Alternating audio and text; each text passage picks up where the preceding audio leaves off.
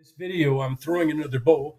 I'm centering the ball of clay right here, and off to the right, you can see the bowl when it was completed with the throwing process. So here I've got it centered. I'm pressing it down, spreading it out a little bit, both hands touching each other.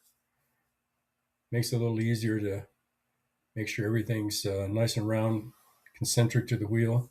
So I'm starting to spread it out a little bit here. There's two more videos at the bottom showing the top and the side view of the finished thrown piece when it was still on the wheel.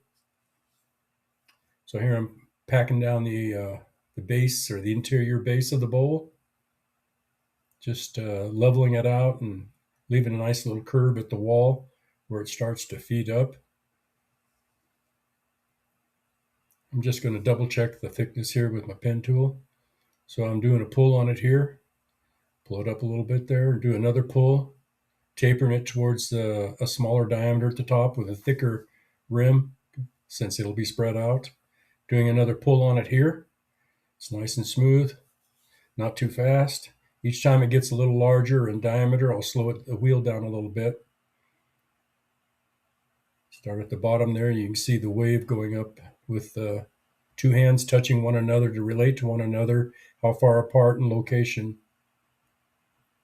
Still leaving a little bit of a bead at the top there for the rim of the bowl. I'm just working on that inside base a little bit more now. It's spread out a little bit, so I'm just making sure that stays level. Doing another pull on it here, making it a little bit larger each time. A little moisture out of the inside there. Using a rib on the outside to compress the outside edge and flare at the top a little bit more or open it up. Using a tool there to compress it down a little bit again. Each time I go down there and do a pull on it, it changes the curve. So here I'm starting to spread it out even a little more. I'm going to moisten the clay down a little bit here so it's nice and smooth when I do the pull. There, with my finger, I just barely touching the ring. Make sure it's level and concentric.